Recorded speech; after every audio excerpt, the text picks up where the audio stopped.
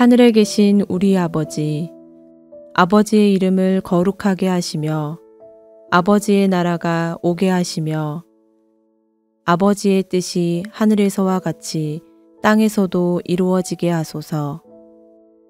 오늘 우리에게 일용할 양식을 주시고 우리가 우리에게 잘못한 사람을 용서하여 준 것 같이 우리 죄를 용서하여 주시고 우리를 시험에 빠지지 않게 하시고 악에서 구하소서. 나라와 권능과 영광이 영원히 아버지의 것입니다. 아멘.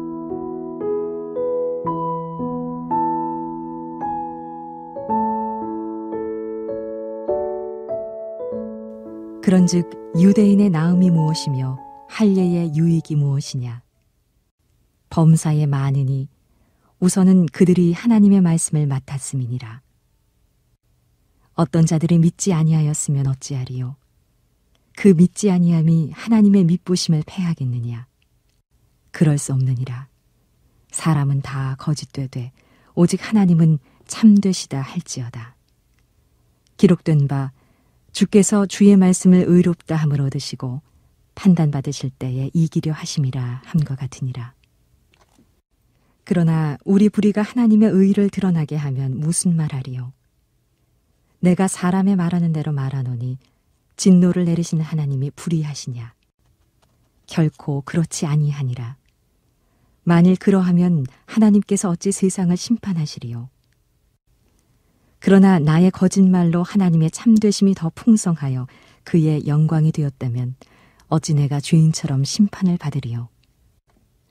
또는 그러면 선을 이루기 위하여 악을 행하자 하지 않겠느냐? 어떤 이들이 이렇게 비방하여 우리가 이런 말을 한다고 하니 그들은 정죄받는 것이 마땅하니라.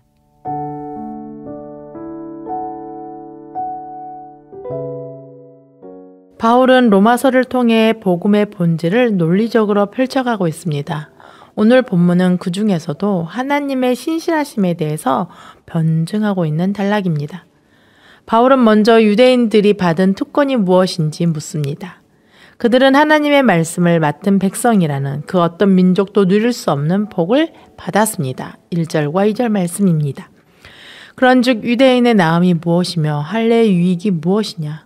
범사에 많으니 우선은 그들이 하나님의 말씀을 맡았음이니라.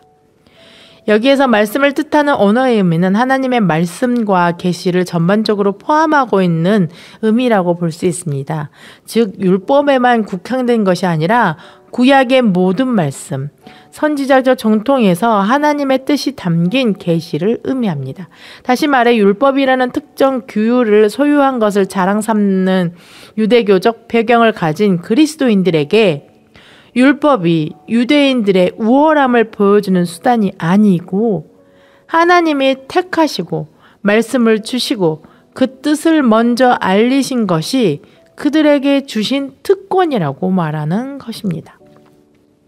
그러나 그들 가운데 신실하지 못한 자들이 많았습니다. 하나님의 율법을 소유했지만 삶에서는 그것을 배반하는 경우가 허다했습니다.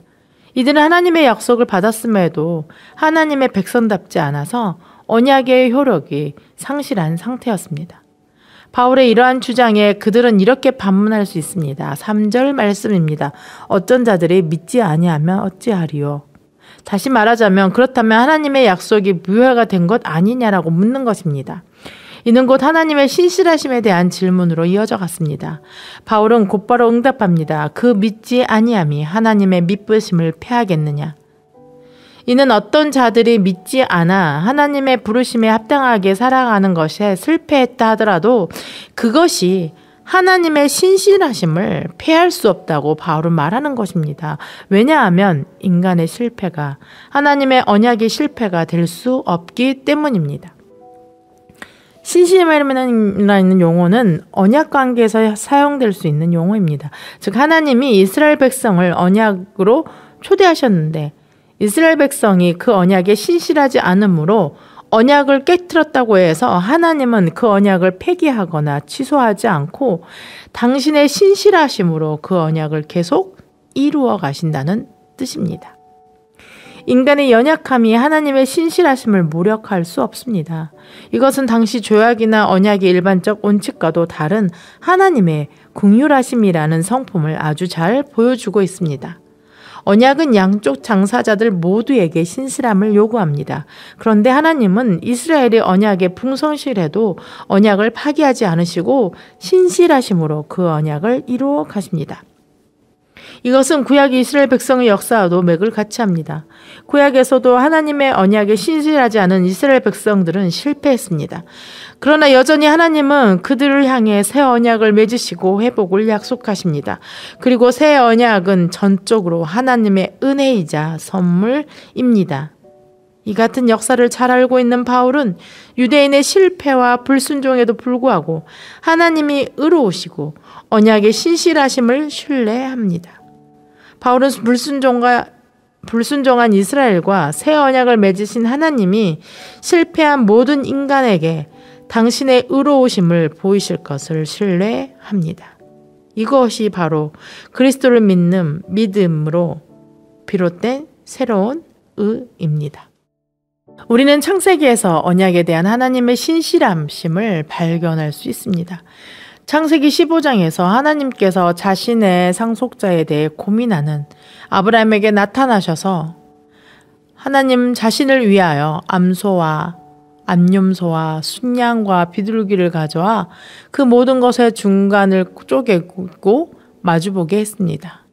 그리고 해가 지고 어두울 때 타는 횃불이 쪼갠 고기 사이로 지나갔던 장면이 나옵니다. 이 장면은 당시 고대 중동 지역에서 두 사람 사이의 언약을 체결할 때 행했던 모습입니다. 짐승을 둘로 나누고 언약을 세운 두 사람이 서로 둘로 나눈 짐승 사이로 지나감으로 언약이 체결됩니다. 이 둘 중 한 사람이 언약을 폐기했을 경우 둘로 나뉜 짐승처럼 그 언약을 폐기한 대가로 죽음으로 그 값을 갚겠다는 의미입니다. 그런데 창세기 15장에서는 당시의 언약 체결과는 다른 방식으로 진행됩니다. 그것은 바로 아브라함은 그 짐승들 사이로 지나가지 않았다는 것입니다. 그에 반해 하나님은 횃불로 그 사이를 지나갑니다. 이것을 통해 하나님은 우리에게 알려주시고자 하신 것이 있습니다. 하나님과 인간 사이에서 세운 언약을 인간은 절대 지킬 수 없다는 것을 하나님이 알고 계시다는 것입니다. 그래서 하나님은 아브라함을 쪼갠 고기 사이로 지나가지 못하게 하신 것입니다. 만약 그랬다가는 인간은 반드시 죽게 되기 때문입니다. 왜냐하면 하나님과의 세운 언약을 인간은 절대 지킬 수 없기 때문입니다. 그 대신 하나님이 직접 쪼갠 고기 사이로 지나가십니다. 이게 무엇을 의미하는지 아십니까?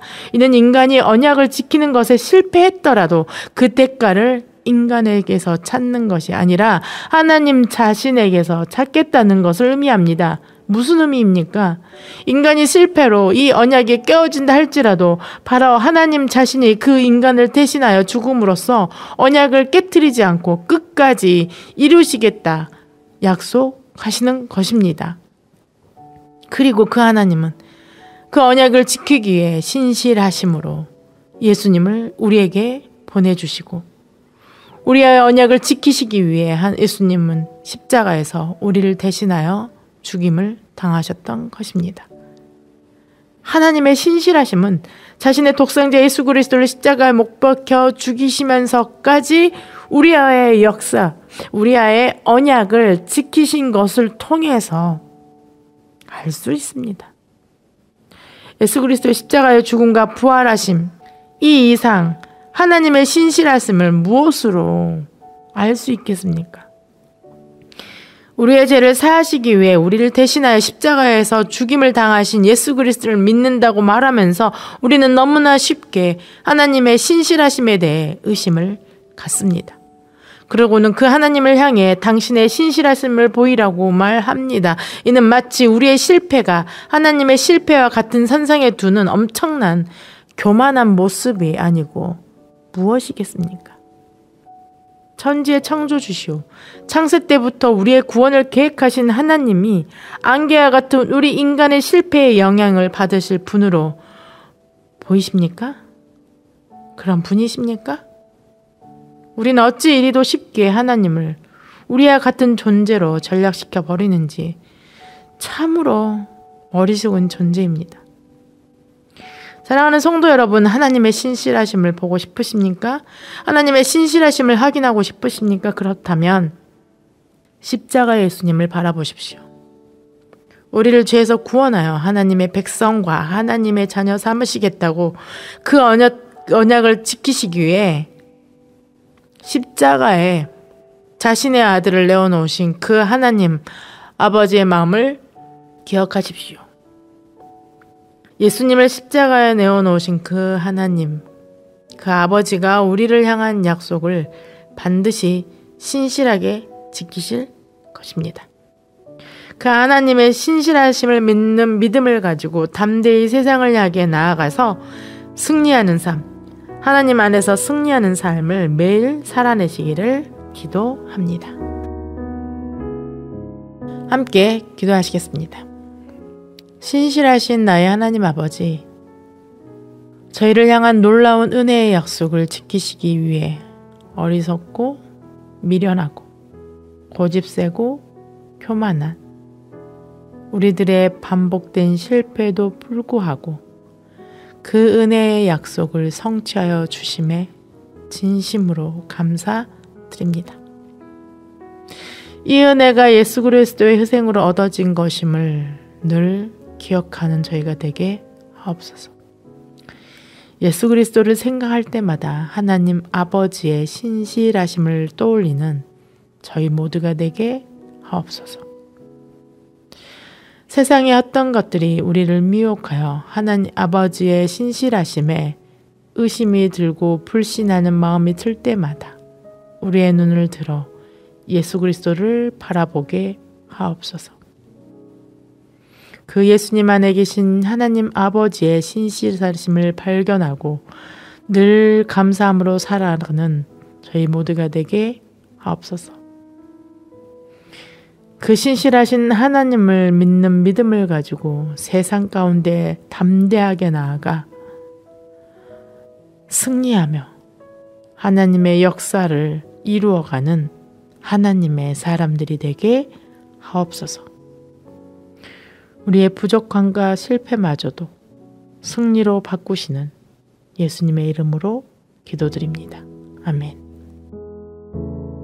오늘 말씀에 따른 더 깊은 묵상과 기도로 나아가시기 바랍니다.